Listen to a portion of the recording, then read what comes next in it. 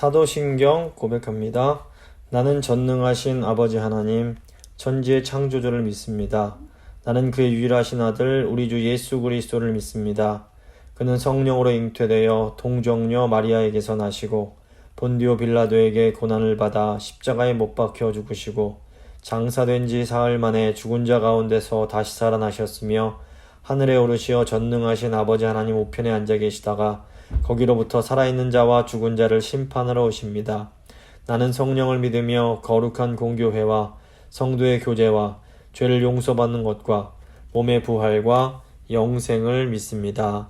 아멘. 찬송가 366장입니다. 찬송가 366장 찬양하시겠습니다.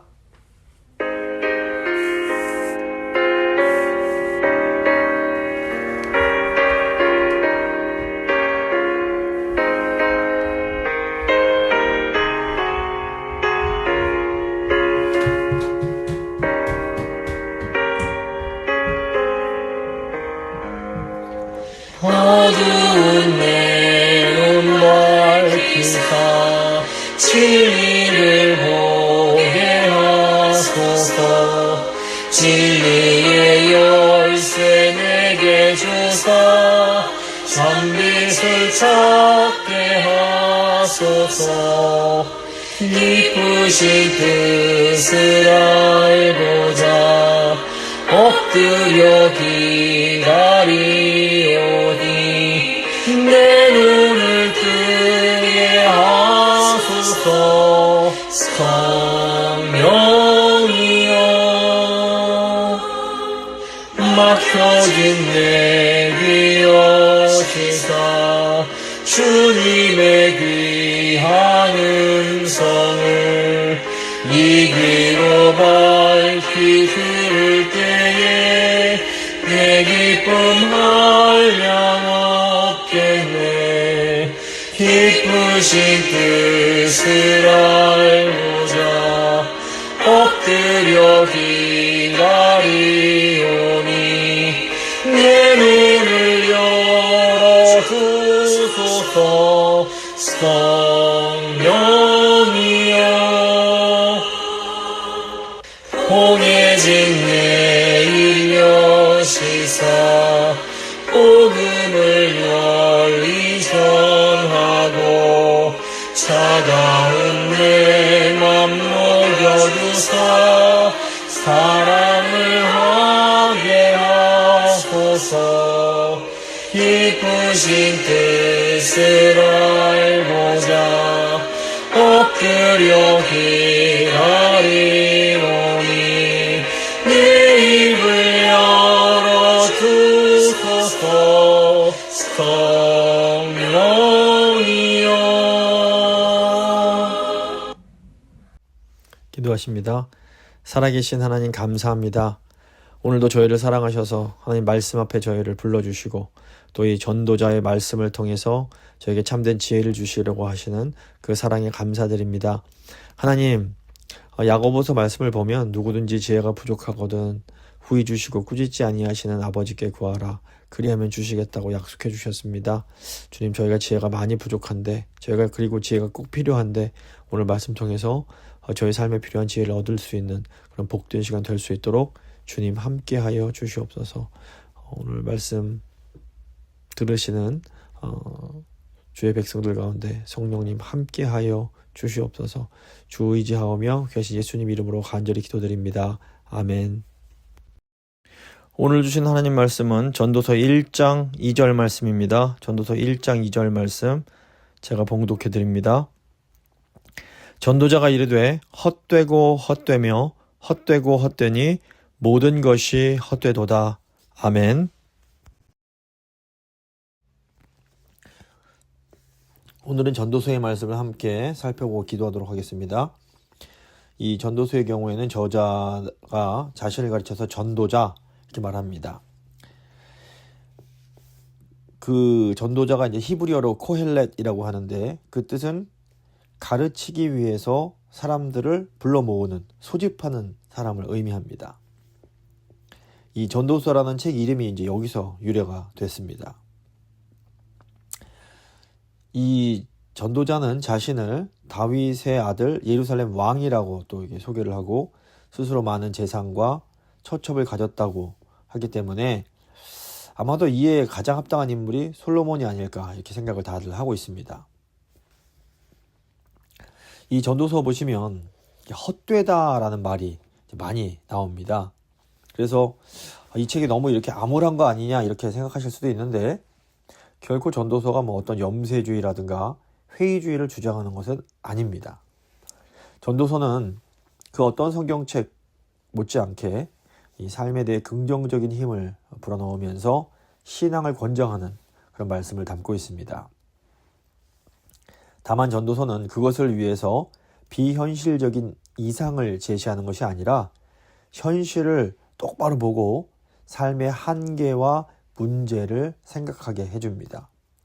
그렇게 함으로써 이 세상의 삶, 즉 해 아래서 사는 삶이 전부가 아니라 그 이상의 것이 있다는 것을 깨우치게 해줍니다. 하지만 이것은 전도서가 이 세상에서의 삶의 의미를 뭐 축소하거나 무시하거나 부정하는 그런 의미가 아닙니다. 도리어 이 해 아래서의 삶을 성실하고 이 절제된 가운데 영원하신 하나님을 생각하면서 열심히 살아가라는 그런 의미가 담겨 있는 것이 전도서라고 할 수 있습니다. 그 전도서를 보시면 또 이제 크게 네 부분으로 나눠서 살펴보려고 하는데 그 1에서 3장은 이제 허무함에 대한 것, 그 해 아래 세상과 인생은 허무한 것이기 때문에 영원하신 하나님을 바라보고 그분을 경외해야 된다 이런 내용을 담고 있고 4에서 6장은 이 세상의 패단에 대한 것을 다룹니다. 세상에 악한 일이 많이 있지만 하나님께서 심판하심으로 오직 하나님을 경외하는 것만이 살 길이다 또 얘기하고 있습니다.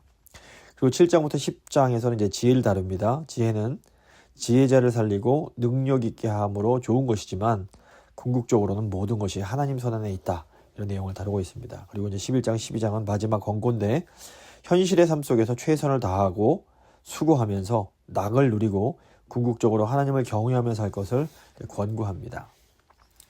먼저 1에서 3장 이 허무에 대한 내용을 살펴보겠습니다.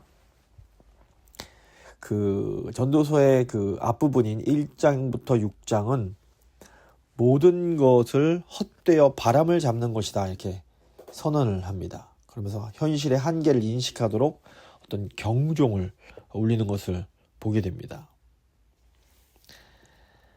그 중에서 이제 첫 번째 3장, 1, 2, 3장은 죽음 앞에 덧없는 인생의 허무를 이야기하고 이제 4, 5, 6장은 이 삶의 패단과 모순에 대해서 얘기하는 것이라고 볼 수 있습니다. 먼저 1장 1절부터 11절 보겠습니다. 이 1장 1절을 먼저 보시면 다윗의 아들 예루살렘 왕 전도자의 말씀이라 이렇게 되어 있습니다. 그래서 자신을 이렇게 전도자로 이제 소개를 하는데 이 말 이후에 바로 전도자가 이렇게 말합니다. 1장 2절입니다. 전도자가 이르되 헛되고 헛되며 헛되고 헛되니 모든 것이 헛되도다. 이 헛되다를 5번 연속 얘기를 하는 겁니다. 이 전도서를 이해할 때 이 헛됨의 의미가 뭔지가 굉장히 중요합니다. 헛됨을 히브리어로 헤벨이라고 하는데 이 헤벨의 본래 뜻이 뭐냐면 잠깐 있다 사라지는 아주 순간적이고 찰나적인 것을 의미합니다.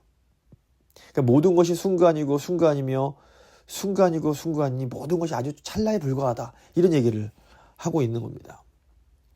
그래서 그 해 아래서 수고하는 모든 수고가 이 아무런 너무나 순식간에 지나가기 때문에 유익이 없다 이렇게 얘기를 합니다. 그리고 자기의 주장을 증명하기 위해서 이제 자연에 대한 관찰을 쭉 제시를 합니다. 1장 1절부터 11절 보시면 이제 해에 대해서 나오고 뭐 바람, 강물 그러면서 이 모든 만물을 이렇게 관찰을 합니다. 그러면서 다 순식간에 지나가기 때문에 헛되다 이렇게 말을 합니다. 그래서 이 인간의 세대가 무수하게 바뀌어도 이 땅은 변함이 없이 그대로 있을 뿐 아니라 이 자연 세계도 분주하고 피곤하게 움직이지만 뭐 새롭다 할 변화 없이 그저 계속 찰나적으로 반복될 뿐이다 이렇게 얘기를 하고 있습니다.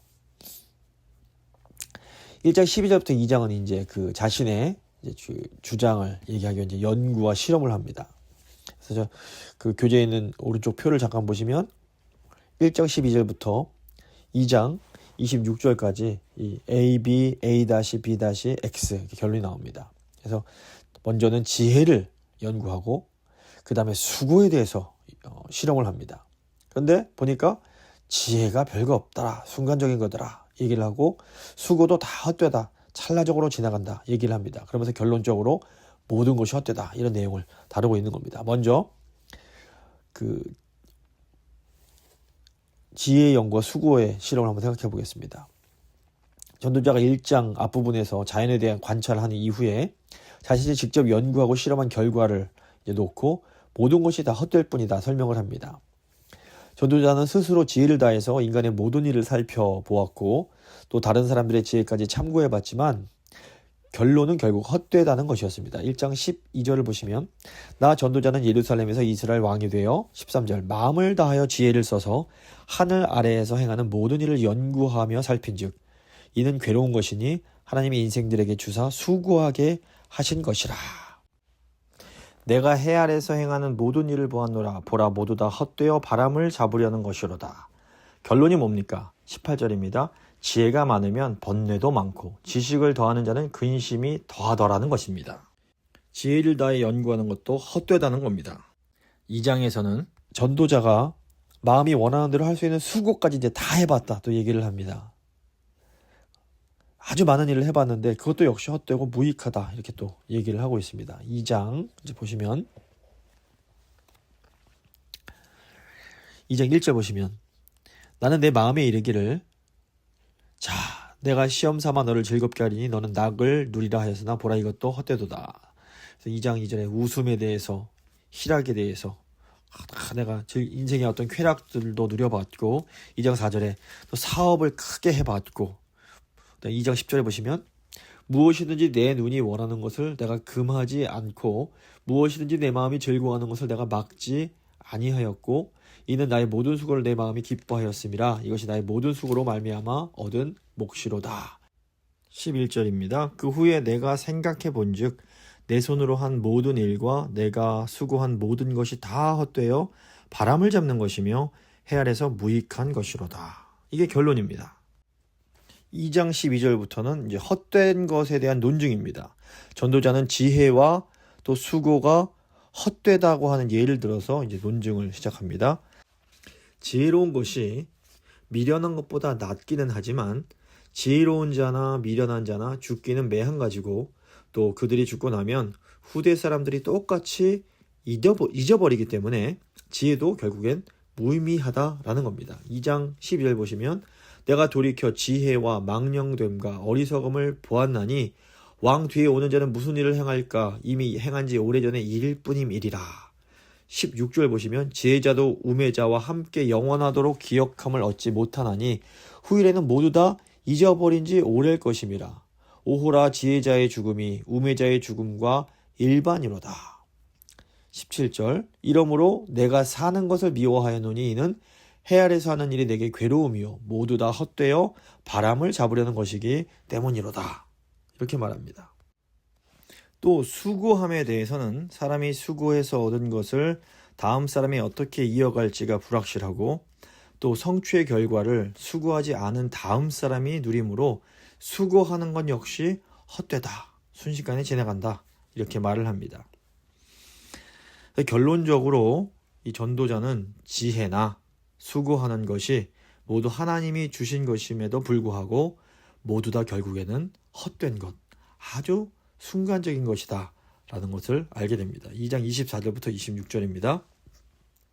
결론 부분입니다. 사람이 먹고 마시며 수고하는 것보다 그의 마음을 더 기쁘게 하는 것은 없나니 내가 이것도 본즉 하나님의 손에서 나오는 것이로다. 아, 먹고 즐기는 일을 누가 나보다 더 해보았으랴.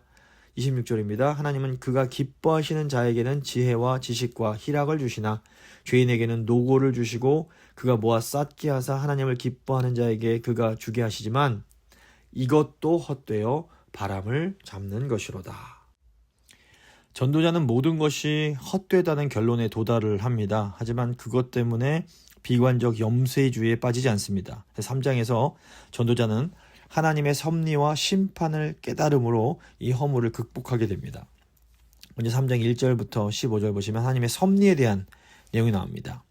전도자는 모든 것이 단순한 무한 반복이 아니라 때를 따라 정하신 하나님의 섭리가 있더라, 이것을 강조를 합니다. 또 인간은 때에 따라 제한을 받는 존재이지만 하나님이 하시는 일은 영원하며 이것 또한 하나님이 인간으로 하여금 영원을 사모하게 하셔서 궁극적으로 하나님을 경외하게 하시려는 섭리라는 겁니다. 11절 보시면 하나님이 모든 것을 지으시되 때를 따라 아름답게 하셨고 또 사람들에게는 영원을 사모하는 마음을 주셨느니라. 그러나 하나님이 하시는 일의 시종을 사람으로 측량할 수 없게 하셨도다. 그렇기 때문에 기뻐하며 선을 행하는 것, 즉 마음의 즐거움을 따라 수고하는 것과 또 수고함으로 낙을 누리는 그것이 결코 무의미한 것이 아니라 하나님의 선물이며 그 가운데 하나님을 경외하는 것이 인간의 본분이다, 이렇게 얘기를 하고 있습니다. 3장 12절부터 보시면 사람들이 사는 동안에 기뻐하며 선을 행하는 것보다 더 나은 것이 없는 줄을 내가 알았고 사람마다 먹고 마시는 것과 수고함으로 낙을 누리는 그것이 하나님의 선물인 줄도 또한 알았도다. 14절입니다. 하나님께서 행하시는 모든 것은 영원히 있을 것이라 그 위에 더할 수도 없고 그것에서 덜할 수도 없나니 하나님이 이같이 행하심은 사람들이 그의 앞에서 경외하게 하려 하심인 줄을 내가 알았도다, 이렇게 말을 하는 겁니다.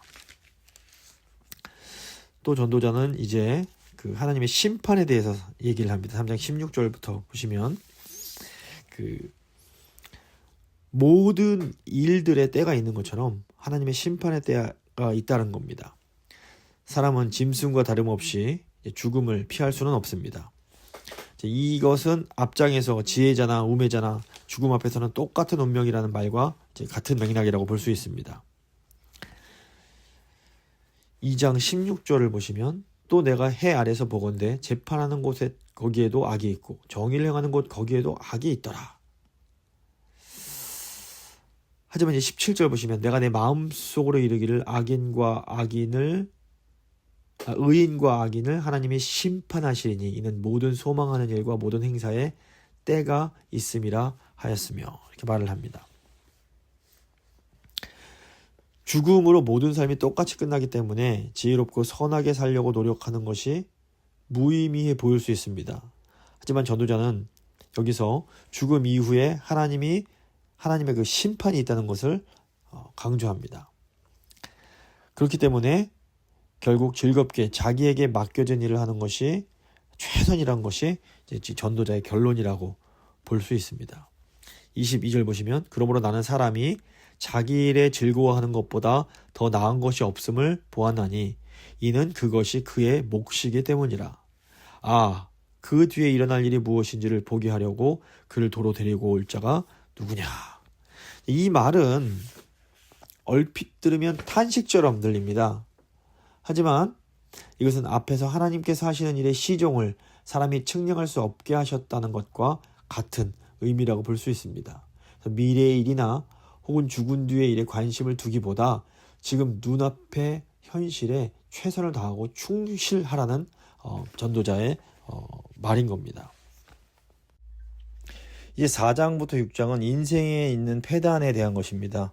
시간의 한계 아래 있는 인간의 허무에 대해서 성찰한 이후에 전도자는 해 아래서 벌어지는 악한 일, 패단, 그리고 불행한 일에 대해서 생각합니다. 4장 3절 보시면 악한 일이 나오고 5장 13절에도 보시면 이 패단이란 단어가 나오고 6장 1절에 불행한 일이란 것이 나옵니다. 이게 다 이제 헛되다라고 말을 하는데 사실은 이 악한 일, 패단, 불행한 일이 히브리어로는 같은 라라는 악함이라는 똑같은 단어가 사용이 됩니다.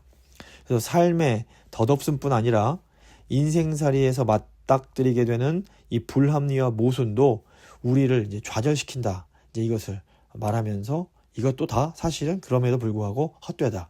순간적으로 지나간다. 이 얘기를 하고 있습니다. 먼저 일단 4장에는 헛된 성공에 대한 내용이 나옵니다.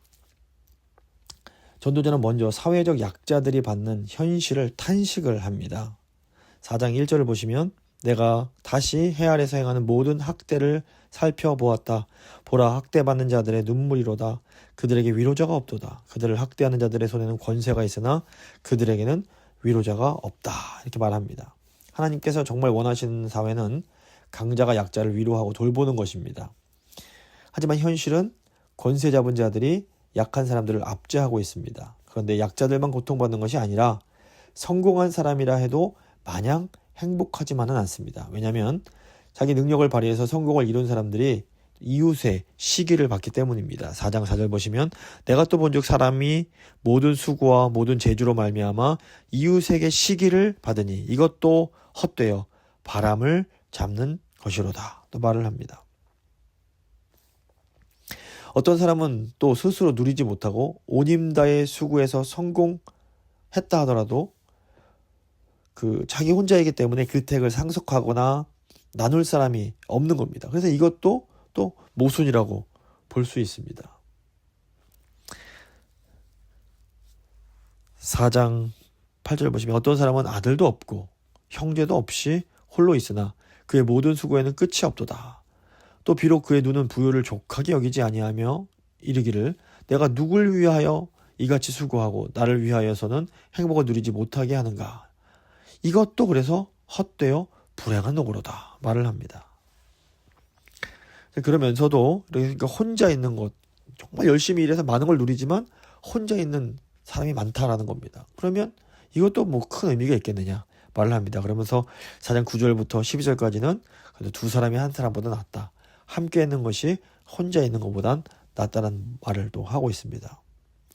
하지만 또 여기서 끝나지 않고 전도자는 상속자가 있다고 해서 또 그저 좋은 것만은 아니다. 이것을 또 지적을 합니다. 즉 가난한 사람이 성공해서 왕이 되었는데 다음 세대를 이어갈 후계자가 나오면 사람들은 금방 이전에 그 좋은 왕을 잊어버리고 다음 왕의 편에 붙더라는 겁니다. 4장 16절 보시면 그의 치를 받는 모든 백성들이 무수하였을지라도 후에 오는 자들은 그를 기뻐하지 아니하리니 이것도 헛되어 바람을 잡는 것이로다. 그러니까 권력을 뭐 얻어서 사람들한테 존경받고 이러는 것도 순식간에 지나간다라는 겁니다. 전도자는 사회적 약자부터 시작해서 그 권력의 최정점에 있는 왕에게 이르기까지 어느 누구도 수고와 성공으로만은 만족할 수 없으며 왜곡된 인간관계 안에서는 고통을 받을 수밖에 없다. 또 이런 얘기를 하고 있습니다. 그래서 5장 1절부터 7절은 이제 전도자가 그 해 아래에 있는 이 세상의 악, 패단에서 눈을 돌려서 하나님께로 향합니다. 앞에서 하나님을 바라보는 것이 허물을 극복하는 길이었던 것처럼 인생의 모순과 불합리 속에서도 해결책은 오직 하나님 한 분밖에 없다라는 겁니다. 그래서 하나님 앞에서 함부로 말을 내뱉거나 많은 말을 하지 말고 하나님 말씀을 경청해야 된다. 이 얘기를 하고 있습니다. 5장 1절과 2절 보시면 너는 하나님의 집에 들어갈 때에 너의 발을 삼가할지어다. 가까이 하여 말씀 듣는 것이 우매한 자들이 재물 드리는 것보다 더 나으니 그들은 악을 행하면서도 깨닫지 못함이니라. 2절 너는 하나님 앞에서 함부로 입을 열지 말며 급한 마음으로 말을 내지 말라. 하나님은 하늘에 계시고 너는 땅에 있음이니라. 그런즉 마땅히 말을 적게 할 것이라 말합니다. 또 4절부터 7절은 이 서원과 함께 하나님 경외하는 것에 대해서 이야기를 합니다. 4절 보시면 네가 하나님께 서원했거든 갚기를 더디하지 말고 하나님은 우매한 자들을 기뻐하지 아니하시나니 서원한 것을 갚으라 이렇게 말을 합니다. 그리고 7절에서는 꿈이 많으면 헛된 일들이 많아지고 말이 많아도 그러하니 오직 너는 하나님을 경외할 자지니라 말을 합니다. 갑자기 왜 꿈 얘기고 말하지 말라 이렇게 하는 것처럼 갑자기 나온 것 같은데 이 하나님 앞에 성급하게 말하는 것을 이 경계한다는 차원에서 이 앞의 내용과 연결이 된다고 볼 수 있습니다. 이제 5장 8절부터 6장은 헛된 재물에 대해서 다루고 있습니다. 그 4장에서처럼 이 전도자는 먼저 약자가 학대받는 현실을 탄식을 합니다. 그 교재 오른쪽에 그 5장 8절부터 6장의 내용을 이렇게 카이에스틱 가위 구조로, X자 구조로 되어 있는 것을 또 볼 수 있습니다. 먼저 5장 8절 보시면 너는 어느 지방에서든지 빈민을 학대하는 것과 정의와 공의를 짓밟는 것을 볼지라도 그것을 이상하게 여기지 말아라. 이 세상에 이 부패한 이런 권력 체계가 있다. 이것을 얘기합니다. 그러면서 가난한 사람들이 관원들에게 학대받을 때 상급 관원들이 오히려 그것을 도와주고 부패한 권력 체계 때문에 정의가 바로 서지 못하는 이런 것들을 지금 얘기를 합니다. 이어지는 내용은 채울 수 없는 욕심에 대한 겁니다. 부자도 그렇다고 행복하지는 못하다라는 겁니다.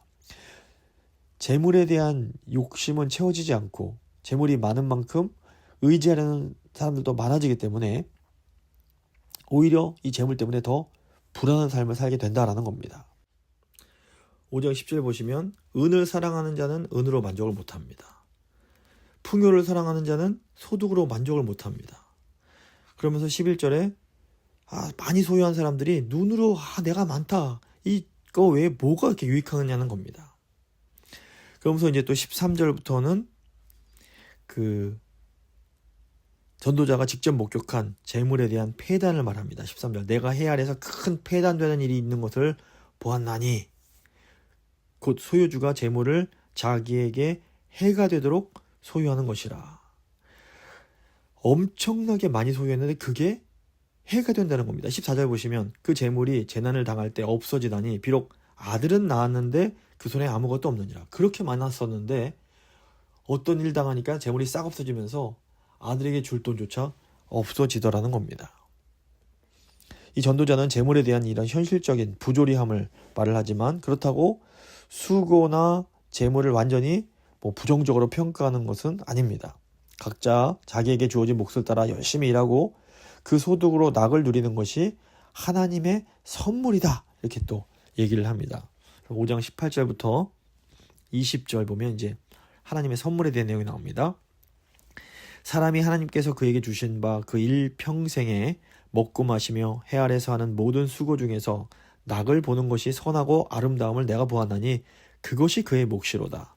또한 어떤 사람에게든지 하나님이 재물과 부요를 그에게 주사 능히 누리게 하시며 제 몫을 받아 수고함으로 즐거워하게 하신 것은 하나님의 선물이라. 이렇게 말을 하고 있습니다. 그리고 이제 6장 1절부터 6절까지는 전도자가 재물에 대한 또 다른 폐단을 소개합니다. 그것은 이제 앞에 말에 나왔던 폐단과 짝을 이루면서 정반대의 상황을 보여줍니다. 즉 재물을 잃은 것은 아니지만 자기가 누리도록 허락받지 못하고 또 다른 사람들만 그것을 누리게 되는 경우가 있더라는 겁니다. 6장 2절 보시면 어떤 사람은 그 영혼이 바라는 모든 소원에 부족함이 없어 재물과 부여와 존귀를 하나님께 받았으나 하나님께서 그가 그것을 누리도록 허락하지 아니하셨으므로 다른 사람이 누리다니 이것도 어때요? 악한 병이로다. 그러니까 엄청난 재물을 받았는데 자기가 못 쓰고 딴 사람이 다 쓰더라. 이런 내용입니다. 또 6장 7절부터 보시면 사람이 먹고 살자고 또는 욕망을 채우기 위해서 수고하지만 그 욕심은 결코 채울 수가 없다. 이런 얘기를 합니다. 6장 7절 보시면 사람의 수고는 다 자기 입을 위함이나 그 식욕은 채울 수가 없느니라. 만족할 수 없다라는 겁니다. 5장 11절에서 전도자는 재물을 소유하고 있어도 결국 남 좋은 일만 시키기 때문에 눈으로 보는 것 말고는 유익이 없다라고 말을 했습니다. 근데 이제 여기서는 그나마 눈으로 보고 있는 것이 마음으로 상상하고 원하는 것보단 더 낫다라고 말을 합니다. 하지만 그것도 결국 헛된 것이다.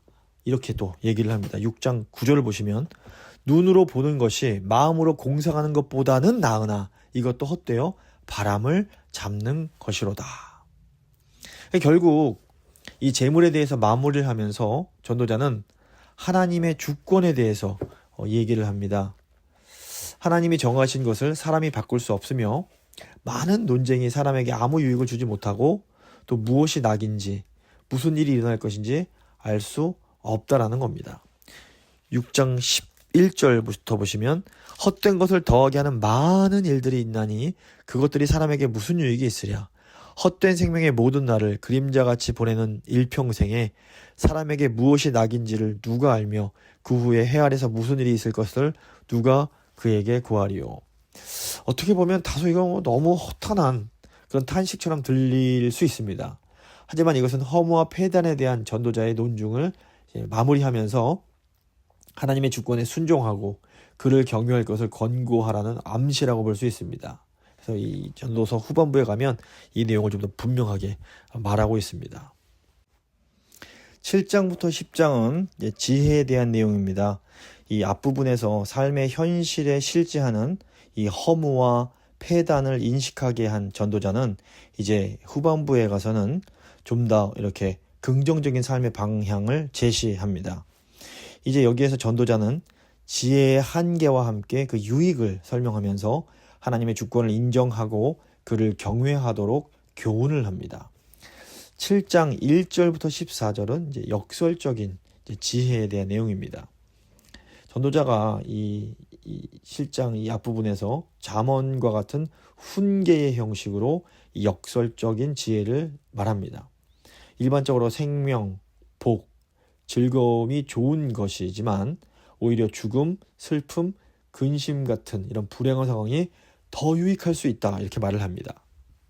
그 이유는 인간이란 것이 어떤 좋은 상황보다 나쁜 상황, 악조건에서 마음 깊이 사색하면서 자신의 내면을 성찰할 수 있기 때문입니다. 그래서 고난이 우리의 유익이 되는 것처럼 때로는 또 나쁜 상황이 더 좋을 수 있다 얘기를 합니다. 그래서 7장부터 보시면 이 좋은 이름이 좋은 기름보다 낫고 죽는 날이 탄생하는 날보다 낫고 초상집이 잔치집보다 낫고 슬픔이 웃음보다 더 낫고 이런 얘기들을 하고 있습니다. 11절 12절에서는 전도자가 이 지혜의 유익에 대해서 얘기를 합니다. 11절 보시면 지혜는 유산같이 아름답고 햇빛을 보는 자에게 유익이 되도다. 지혜의 그늘 안에 있음은 돈의 그늘 아래 있음과 같으나 지혜에 관한 지식이 더 유익함은 지혜가 그 지혜를 있는 자를 살리기 때문이라 이렇게 말합니다. 하지만 인간의 지혜가 하나님께서 하시는 일을 바꿀 수 없을 뿐 아니라 미래의 일을 예측할 수는 없습니다. 그렇기 때문에 전도자는 사람이 할 수 있는 최선의 길이 무엇이냐? 형통한 날은 기뻐하고 공고한 날에는 되돌아보라는 것입니다. 13절 14절입니다. 하나님께서 행하시는 일을 보라. 하나님께서 굽게 하신 것을 누가 능히 곧게 하겠느냐. 14절 형통한 날에는 기뻐하고 곤고한 날에는 되돌아보아라. 이 두 가지를 하나님이 병행하게 하사 사람이 그의 장래일을 능히 헤아리지 알지 못하게 하셨느니라 이렇게 말을 합니다. 그리고 이제 7장 15절부터는 그 역설적인 정의에 대해서 말을 합니다. 이 부분에는 내가 그 모든 일을 살펴보았더니 라는 말이 이제 3번이 나옵니다. 7장 15절에 내가 그 모든 일을 살펴보았더니 8장 9절에 내가 이 모든 것을 보고 그리고 9장 1절에도 내가 마음에 두고 이 모든 것을 살펴본 즉 이런 내용이 나옵니다. 그래서 결국 이 7장부터 9장 10절까지는 이 내용적으로는 이 의인과 악인이 어떻게 다른지 이것을 얘기하고 있습니다. 먼저 7장 15절부터 9장 1절까지 보시면 의인과 악인의 그 뒤바뀐 보응에 대해서 나옵니다. 그러니까 전도자는 의인이 상을 받고 악인이 벌을 받는 것이 일반적인 지혜인데 이런 원리가 지켜지지 않고 오히려 의인이 멸망하고 악인이 형통하는 이 역설적인 상황이 있음을 탄식을 합니다. 7장 15절을 보시면 내 허무한 날을 사는 동안 내가 그 모든 일을 살펴봤더니 자기의 의로움에도 불구하고 멸망하는 의인이 있고 자기의 악행에도 불구하고 장수하는 악인이 있더라. 이 얘기를 합니다. 8장 12절에서도 죄인은 100번이나 악을 행하고도 장수하거니와 또 이런 내용이 나옵니다. 8장 14절에서도 보시면 세상에 행해지는 헛된 일이 있나니 곧 악인들의 행위에 따라 벌을 받는 의인들도 있고 의인들의 행위에 따라 상을 받는 악인들도 있다는 것이라 이렇게 얘기를 합니다. 그래서 이 세상이 이 잠언이 얘기하는 이런 의인이 상 받고 악인이 벌 받는 이런 데로만 돌아가지 않더라. 이것을 얘기를 하고 있는 겁니다. 또 전도자는 악의 문제가 모든 인간이 가지고 있는 근본적인 죄성에서 나오는 것이라는 것도 또 얘기를 합니다. 7장 20절을 보시면 선을 행하고 전혀 죄를 범하지 아니하는 의인은 세상에 없기 때문이로다. 의인은 없나니 하나도 없다는 이 사도 바울의 말을 미리 전도자가 이제 하고 있습니다.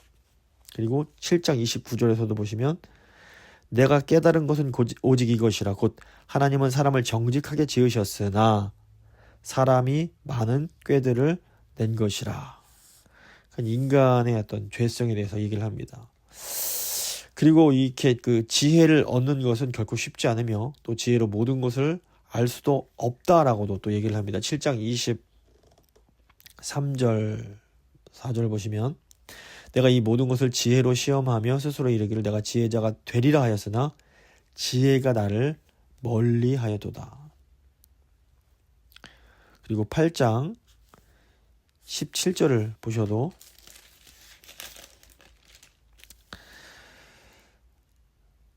또 내가 하나님의 모든 행사를 살펴보니 해 아래서 행해지는 일을 사람이 능히 알아낼 수 없도다. 사람이 아무리 애써 알아보려 할지라도 능히 알지 못하나니 비록 지혜자가 아노라 할지라도 능히 알아내지 못하리로다. 이런 또 말을 하고 있습니다. 그래서 지혜를 내가 얻고자 노력을 했지만 또 지혜는 얻는 게 쉽지 않더라.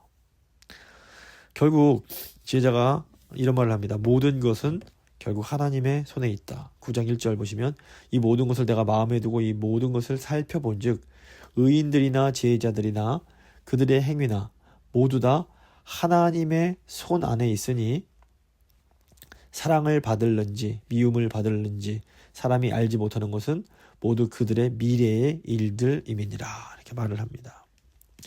그렇기 때문에 결국엔 다 악에서 이렇게 이런 악한 것에서 벗어나는 길은 오직 하나님을 경외하고 하나님을 기쁘시게 하는 일뿐이다. 이렇게 말을 합니다. 7장 18절 보시면 너는 이것도 잡으며 저것에서도 내 손을 놓지 아니하는 것이 좋으니 하나님을 경외하는 자는 이 모든 일에서 벗어날 것임이니라. 이렇게 말을 합니다. 그리고 7장 26절에서도 마음은 올무와 금을 같고 손은 포승 같은 여인은 사망보다 더 쓰다는 사실을 네가 알아내어도다. 그러므로 하나님을 기쁘시게 하는 자는 그 여인을 피하려니와 죄인은 그 여인에게 붙잡히리로다. 이렇게 또 말을 하고 있습니다. 그리고 8장 12절 13절에서도 보시면 또 내가 아노니 하나님을 경외하여 그를 경외하는 자들은 잘 될 것이요 악인은 잘 되지 못하며 장수하지 못하고 그날이 그림자와 같으리니 이는 하나님을 경외하지 아니함이니라. 이렇게 말을 하고 있습니다. 그래서 이 세상에 이해할 수 없는 많은 일들이 있지만 결국 가장 중요한 것이 하나님을 경외하며 하나님을 기쁘시게 하며 사는 것이다. 이 얘기를 하고 있습니다. 9장 2절부터 10절 보시면 또 의인과 악인에게 동일한 죽음이 임한다. 또 이런 내용이 나옵니다. 의인이든 악인이든 지혜 있는 자이든 우매한 자이든 이 죽음은 예외가 없습니다. 살아있는 사람은 죽은 사람을 곧 잊어버리고 죽은 사람에게는 사랑도 미움도 없고 그들에게 돌아갈 목도 없습니다. 이런 죽음에 대한 인식은 우리가 보다 이 땅에서 살아있는 동안에 더 적극적으로 살아야 하는 그런 동기가 됩니다. 그러니까 9장 7절부터 10절 보시면 너는 가서 기쁨으로 내 음식물을 먹고 즐거운 마음으로 내 포도주를 마실지어다. 이는 하나님이 내가 하는 일들을 벌써 기쁘게 받으셨음이니라. 8절입니다. 너의 의복을 항상 희게 하며 내 머리에 향기 기름을 그치지 아니하도록 할지니라. 9절입니다. 내 헛된 평생의 모든 날 곧 하나님이 헤아려 내게 주신 모든 헛된 날에 내가 사랑하는 아내와 함께 즐겁게 살지어다. 그것이 내가 평생의 헤아려서 수고로 얻은 내 몫이니라. 이렇게 말씀을 하고 있습니다. 10절 내 손이 하는 일을 얻는 대로 힘을 다하여 할지어다. 이렇게 말씀합니다. 결국 하나님이 우리에게 허락하신 날 동안 열심히 수고하면서 사랑하는 사람과 함께 즐거움을 누리며 살라라는 그 권고입니다. 그래서 어떻게 보면 너무 당연한 이야기 같은데 그 필요 이상의 욕심을 부릴 필요도 없고 또 너무 그렇다고 세상을 비관적으로 살 필요도 없고 그 우리가 하나님을 경외하는 마음으로 하나님을 기쁘시게 하는 마음으로 주님이 지금 우리에게 주신 것들을 기쁨으로 누리면서 살 것을 권고하는 겁니다. 정말 굉장히 이것이 어떻게 보면 중용의 지혜일 수도 있고 그 하나님이 우리에게 원하시는 소박한 하지만 아주 깊고 명료한 그 행복의 비결이라고도 볼 수 있습니다. 이제 9장 11절부터 10절은 지혜와 우매를 또 비교를 합니다. 그 내가 해 아래에서 보니라는 이 말이 굉장히 많이 반복이 되는데 9장 11절에도 나오고 9장 13절, 10장 5절에 이 말이 이제 반복이 되면서 이 지혜와 우매를 서로 비교하는 내용이 나오는 겁니다. 먼저 9장 11절부터 10장 7절까지 보시면 이 지혜의 현실적인 한계가 무엇인지가 또 나옵니다. 지혜나 명철이 좋은 건데 그렇다고 거기에 뭐 항상 무슨 합당한 지혜롭고 명철하다고 늘 이렇게 보상을 받는 것은 아니다. 이것도 말합니다. 그리고 이 재앙이란 것은 누구에게나 갑자기 닥칠 수 있다. 이 얘기를 하고 있습니다. 9장 11절 보시면 내가 다시 해 아래서 보니 빠른 경주자들이라고 다 일찍 들어오는 것도 아니고 용사들이라고 다 전쟁에서 이기는 것도 아니고 지혜가 있다고 다 먹을 것을 먹는 것도 아니고 명철하다고 재물을 얻는 것도 아니고 지식이 있다고 은총을 입는 것도 아니더라. 그런데 12절에 재난이 갑자기 올 수가 있다. 이게 뭐 저희가 대표적으로 욥을 보면 이걸 알 수 있는데 이런 일들이 일어나더라 이 말을 합니다. 물론 이 지혜자의 말이 어떤 무력이라든가 무기보다 강합니다. 그 내용이 분명히 나옵니다. 하지만 또 그렇다고 해도 이 지혜가 금세 잊혀지고 또 멸시받고 무산되기 쉽다. 이런 얘기를 하고 있습니다. 그래서 9장 13절 보시면 어떤 성읍의 가난한 지혜자가 그 성읍을 구해내서 칭송했는데 그 위대한 일을 한 사람도 곧 잊혀지더라. 이 얘기를 하고 있습니다. 그래서 결국 지혜는 그 승리의 길, 10장 2절 보시면 지혜자의 마음은 오른쪽에 있고 그래서 오른쪽은 승리의 길을 말합니다. 우매자의 마음은 왼쪽에 있느니라. 그러니까 지혜가 우리를 승리로 인도하고 우매가 패배의 길로 인도하는 것은 맞다. 하지만 실상은 미련한 자가 권세를 얻는가 하면 아주 비천한 자들이 민첩하게 기회를 얻기도 하더라. 이 얘기를 또 하고 있습니다. 10장 6절 우매한 자가 크게 높은 지위를 얻고 부자들이 낮은 지위에 앉는도다. 또 내가 보았노니 종들은 말을 타고 고관들은 종들처럼 땅에 걸어 다니는도다. 이런 어떤 지혜가 있는 것이 참 유익한 것은 분명한 사실이지만 그렇다고 지혜가 우리를 무조건적인 성공과 행복으로 이렇게 인도하지는 않더라는 겁니다. 지혜가 있으면 좋은 건 맞지만 그렇다고 지혜가 있다고 또 다 뭐 불행을 피해갈 수 있느냐? 이것도 아니더라. 얘기를 하고 있습니다. 10장 8절부터 15절 보시면 이제 지혜의 유익을 또 얘기를 합니다. 지혜가 뭐 이런 한계가 또 있긴 하지만 그래도 지혜가 유익한 면이 있다. 예를 들어서 뭐 사람이 어떤 활동을 할 때 뭐 구덩이를 판다거나 뭐 담을 헌다거나 그 돌을 채석을 한다거나 나무를 이렇게 패거나 이런 일들을 할 때에 어떤 위험한 일을 당할 수가 있습니다. 하지만 그렇다고 해서 또 아무것도 시도하지 않는 것은 지혜가 아니라는 겁니다.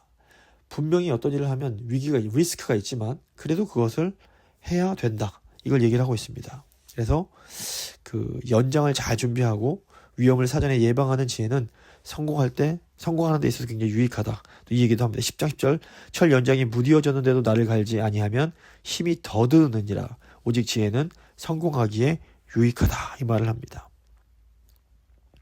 근데 지혜자의 말이 이렇게 은혜롭지만 미련한 자의 말과 행동은 자기들을 해치고 무익하다. 이 얘기도 하고 있습니다. 10장 12절 보시면 지혜자의 입의 말들은 은혜로우나 우매자의 입술들은 자기를 삼키나니. 그래서 지혜가 있으면 훨씬 좋긴 좋다. 또 이 얘기를 또 하고 있습니다. 10장 16절부터 20절은 사회 질서에 대한 내용입니다. 10장 16절 보시면 왕은 어리고 대신들은 아침부터 잔치하는 나라여 내게 화가 있다. 17절 왕은 귀족들의 아들이요 대신들은 취하지 아니하고 기력을 보호하려고 정한 때 먹는 나라여 내게 복이 있다. 이건 뭐냐면 어리석고 탐욕스러운 왕과 관원들이 다스리는 나라는 화가 있지만 지혜롭고 규모 있는 왕과 관원들이 다스리는 나라는 복이 있다. 이런 내용을 하는 겁니다. 전도자는 또 일반 백성들의 삶에 대해서도 말합니다. 즉 게으름을 경계하고 적절하게 먹고 마시며 함부로 비방하지 말라는 겁니다. 10장 20절 보시면 심중에라도 왕을 저주하지 말며 침실에서라도 부자를 저주하지 말라. 공중의 새가 그 소리를 전하고 날짐승이 그 일을 전파할 것임이니라. 이렇게 말을 합니다. 그리고 이제 전도서 1장 12장은 이제 마지막 권고입니다. 이 많은 이제 관찰과 논증을 한 후에 전도자가 이제 마지막에 실질적인 권면을 이제 하는 것을 볼 수 있습니다. 11장 1절부터 8절은 수고와 낙에 대한 내용입니다. 전도자는 이제 앞에서 하나님께서 하시는 일이나 미래 혹은 죽음 이후에 대해서는 우리가 알 수 없다 말합니다. 하지만 그 결과를 알 수 없다고 해서 그냥 막 살고 포기하라는 것이 절대 아닙니다. 오히려 적극적으로 더 열심히 노력하며 살라고 말을 합니다. 11장 1절 2절입니다. 너는 너의 떡을 물 위에 던져라. 여러 날 후에 도로 찾으리라. 2절 7에게나 8에게 나눠줄지어다. 무슨 재앙이 땅에 임하는지 내가 알지 못함이니라. 요즘 말로 하면 분산 투자를 하라는 겁니다. 이게 이 미래를 대비하는 것이 또 필요하다. 이런 얘기를 또 하고 있습니다. 또 5절과 6절을 보시면 만사를 성취하시는 하나님의 일을 네가 알지 못하느니라. 너는 아침에 씨를 뿌리고 저녁에도 손을 놓지 말라. 이것이 잘 될는지 저것이 잘 될는지 혹은 둘 다 잘 될는지 알지 못함이니라. 그러니까 미래의 일을 알 수 없다고 그냥 손 놓고 있지 말고 무엇이든지 열심히 최선을 다해서 하라고 얘기를 하고 있습니다. 그러면서 지금까지 계속해서 반복한 것처럼 무작정 또 그건 일만 하며 살지 말고 즐거움을 누리며 살아라. 이렇게 얘기를 합니다. 7절과 8절입니다. 빛은 실제로 아름다운 것이라. 눈으로 해를 보는 것이 즐거운 일이로다. 사람이 여러 해를 살면 항상 즐거워할지로다. 그러나 캄캄한 날들이 많으리니 그 날들을 생각할지로다. 다가올 일은 다 헛되도다. 다 순간에 불과하다. 이 얘기를 합니다. 그래서 모든 것이 다 이렇게 순간적으로 지나가는 아주 짧은 인생이니 모든 일에 감사하며 최선을 다해서 성실하게 하고 적극적으로 해라. 그리고 또 즐겁게 살아라. 이 얘기를 하고 있습니다. 11장 9절부터 12장 이제 8절까지는 이제 마지막에 있음을 기억해라. 이걸 얘기를 합니다. 열심히 수고하고 그 가운데 즐거움을 누리며 살라는 권고는 그 한창 때라고 할 수 있는 청년들에게 가장 필요한 교훈입니다. 그래서 전도자가 이 청년들을 직접 부르면서 수고하고 즐거움 누릴 것을 이제 권고하는 내용이 나옵니다. 11장 9절 10절입니다. 청년이여 너의 어린 때를 즐거워하며 너의 청년의 날들을 마음에 기뻐하여 마음에 원하는 길들과 너의 눈이 보이는 대로 행하라. 그러나 하나님이 이 모든 일로 말미암아 너를 심판하실 줄 알라. 10절 그런즉 근심이 너의 마음에서 떠나게 하며 악이 내 몸에서 물러가게 하라. 어릴 때와 검은 머리의 시절이 다 헛되니라. 다 금세 지나간다. 얘기를 하고 있습니다.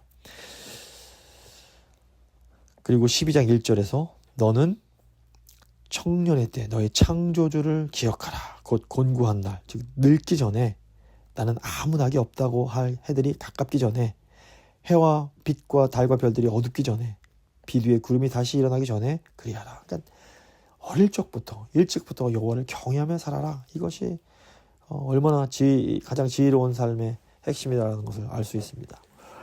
그리고 12장 9절부터 14절 보시면 이제 마무리가 나오는데 이제 전도자가 제3인칭으로 전도자를 말하면서 이 전도자의 권위에 대해서 설명한 다음에 최종적인 결론을 얘기합니다. 12장 11절 보시면 지혜자들의 말씀들은 찌르는 채찍들 같고 회중의 스승들의 말씀은 잘 박힌 못 같으니 다 한 목자가 주신 바이니라. 내 아들아 또 이것들로부터 징계를 받으라. 많은 책들을 짓는 것은 끝이 없고 많이 공부하는 것은 몸을 피곤하게 하느니라. 13절 일의 결국을 다 들었으니 하나님을 경외하고 그의 명령들을 지킬지어다. 이것이 모든 사람의 본분이니라. 하나님은 모든 행위와 모든 은밀한 일을 선악간에 심판하시리라. 결론적으로 전도서는 이 인생의 덧없음과 현실의 부조리를 인식하면서 그 안에서 자기에게 주어진 분량만큼 최선 다해서 수고하면서 그 결과로 얻어진 열매를 누리면서 살되 그 가운데서 하나님을 경외하며 살 것을 교훈을 하는 겁니다. 그래서 이 전도서는 이제 젊은 사람들에게 들려주면 참 놀라운 지혜를 얻을 수 있는 좋은 책이지만 또 이렇게 나이가 좀 든 후에 봤을 때는 맞다, 이것이 정말로 진짜 진리다라는 걸 또 이렇게 고개를 끄덕이게 만드는 그런 책이기도 합니다. 그래서 노인은 노인대로 이 전도서를 읽으면서 역시 하나님 말씀이 참이요 진리라는 것을 알 수 있고, 젊은 사람들은 이 전도서의 말씀을 통해서 어린 나이에 미리 삶의 진리를 깨닫고 지혜로운 삶을 살아갈 수 있는 힘을 얻을 수 있습니다. 그래서 한번 기도하실 때 하나님, 정말 저희가 이 땅에서 누릴 수 있는 분복은 하나님을 경외하면서 주님께서 주신 것을 기뻐하면서 최선 다해서 살고 또 모든 주님 주신 것에 감사하며 사는 것입니다. 주님, 이 지혜를 얻게 하소서. 한번 간절한 마음으로 기도하도록 하겠습니다.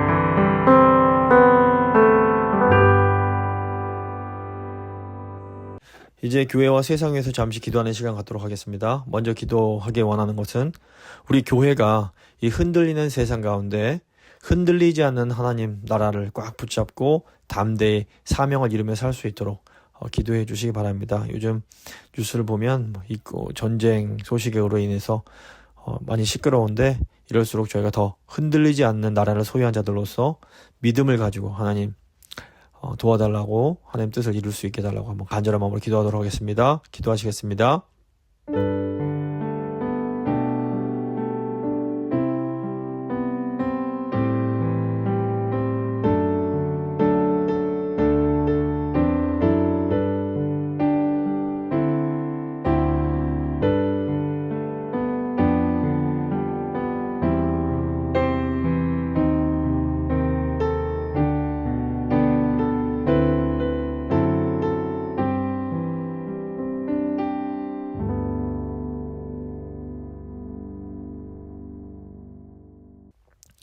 두 번째, 저희 교회 환우들과 다음 세대 위해서 기도하겠습니다.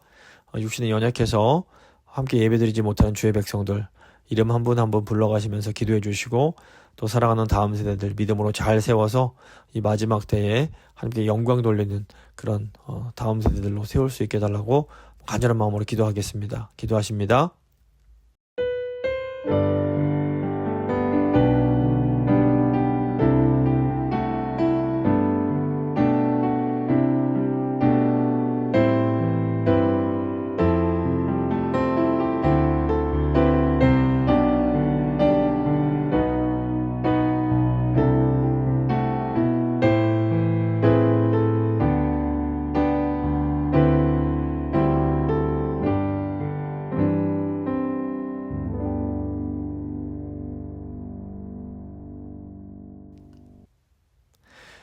이제 마지막으로 우리 교회가 있는 LA 지역과 세계 교회 그리고 재건교회 위해서 기도하도록 하겠습니다. 먼저 LA가 영적으로 부흥할 수 있도록 하나님 도와달라고 기도해 주시고, 우리 교회가 그 귀한 일에 사용받을 수 있게 해달라고 기도해 주시기 바랍니다. 그리고 전 세계 교회 가운데 지금도 핍박받는 너무나 많은 신자들이 있는데 하나님 불쌍히 여기시고 어려운 가운데 믿음 붙잡고 복음 사역 잘 감당할 수 있게 해달라고 간절한 마음으로 기도해 주시기를 바랍니다. 그리고 한국과 미국에 있는 재건교회 위해서 하나님께서 재건교회 주신 시대적 사명 잘 감당할 수 있게 해달라고 한번 간절한 마음으로 함께 기도하겠습니다. 기도하십니다.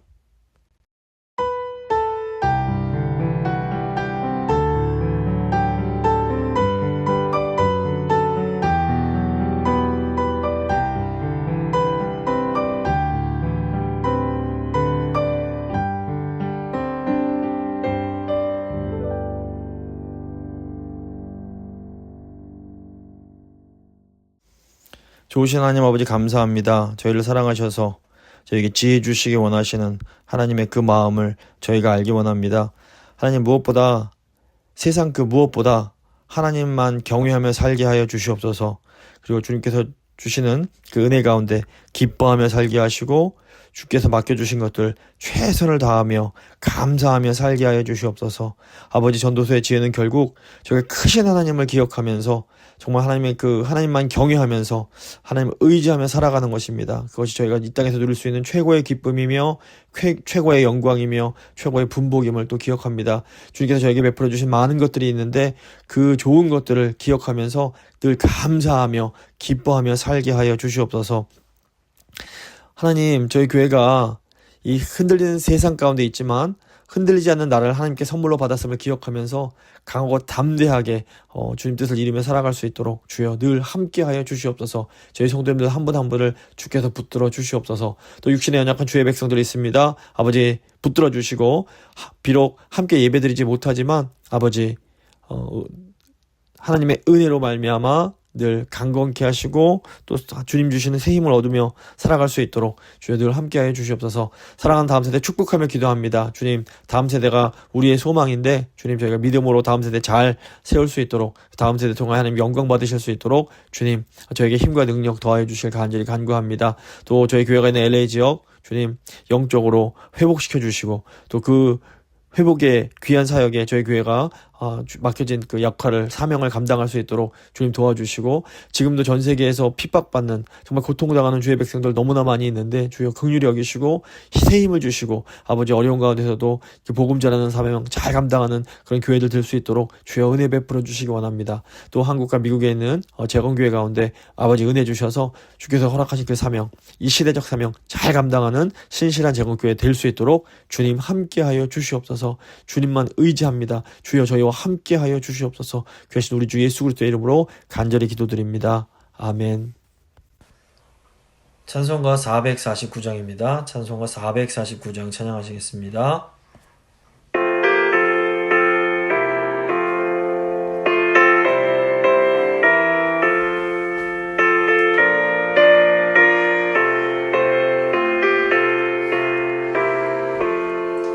예수 따라가며 복음 순종하며 우리 행할 길 원하겠네.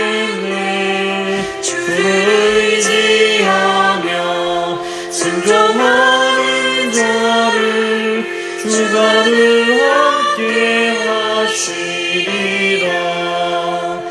의지하고 순종하는 예수 안에 즐겁고 복된 길이로다. 해를 당하거나 우리 고생할 때 주가 위로해 주시겠네.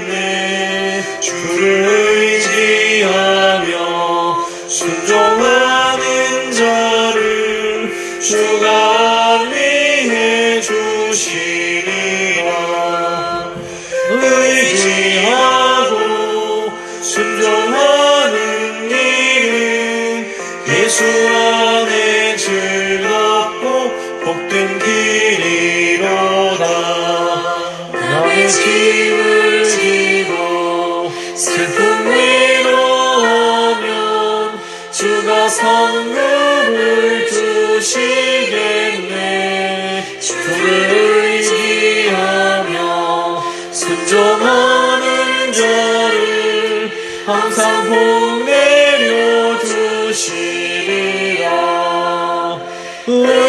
의지하고 순종하는 길은 예수 안에 즐겁고 복된 길이로다. 우리 받은 것을 주께 더 드리면 우리 기쁨이 넘치겠네. 주를 의지하며 순종하는 자를 은혜 풍성케 하시리라. 의지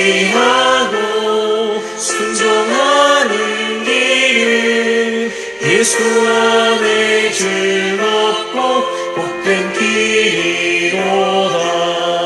주를 힘입어서 말씀 잘 배우고 주를 모시고 살아가세. 주를 의지하며 항상 순종하면 주가 사랑해 주시리라. 의지하고 순종하는 길은 예수 안에 즐겁고 복된 길이로다.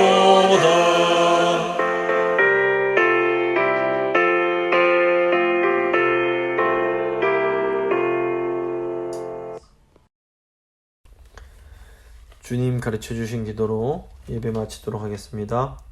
하늘에 계신 우리 아버지, 아버지의 이름을 거룩하게 하시며 아버지의 나라가 오게 하시며 아버지의 뜻이 하늘에서와 같이 땅에서도 이루어지게 하소서.